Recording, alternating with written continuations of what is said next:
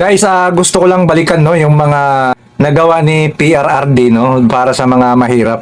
Kung tawagin na Anti-Poor Act, pagpigil sa kahirapan o mga batas na naipasa para sa mga mahirap. Number 1 na itong Republic Act 10931 no, yung Universal Access to Quality Tertiary Education Act August 2017. Libreng matrikula at bayarin sa lahat ng pampublikong kolehiyo, universidad at TISDA.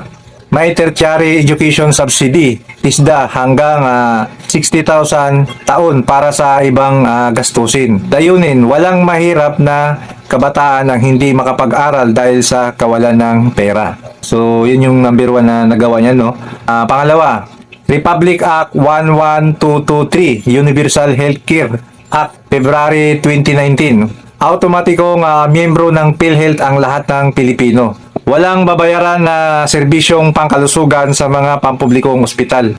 Mas malaking benepisyo lalo na sa mahirap na walang kakayahang maggamot. So napakaganda, no?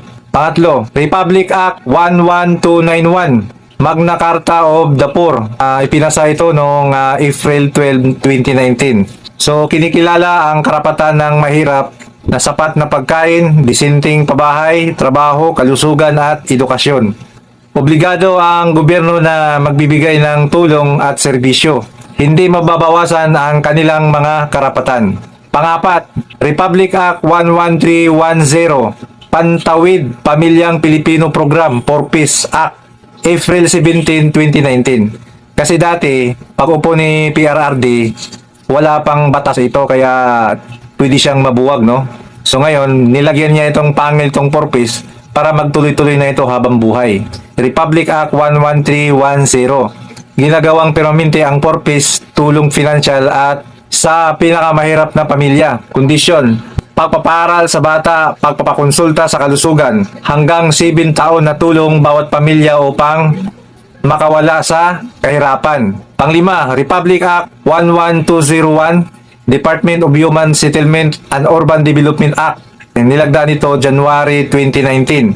Itinatag ang DHSUD no, upang tugunan ang pabahay para sa mga mahirap at walang tirahan. Panganim, Bayanihan to Heal as One Act. Republic Act 11469, March 2020. Itong pandemic, no? So maraming nakinabang dito no nung pandemic. Naglabas ng tulong financial ayuda na 5,000, 8,000 bawat pamilya sa 23 milyong pinakamahirap na sambayanan noong pandemya. So napakaganda, no? So ang pinakamatindi, pinakamalupit or pinakamaganda yung Malasakit Center na binuo ni Bungo at nilagdaan ni PRRD. Republic Act 11463. Mga detalye ng batas, opisyal na pangalan Republic Act number 11463, Malasakit Center Act. Nilagdaan ni Pangulong Duterte December 3, 2019. Pangunahing may akda si Senator Christopher Bongo. Unang binuksan February 2018 bilang programa bago ginawang batas. So grabe, ang dami na kinabang nito, no? Libre lang yung walang pangbayad sa ospital. Lumapit sa Malasakit Center kasi Luzon, Visayas at Mindanao na ito, no?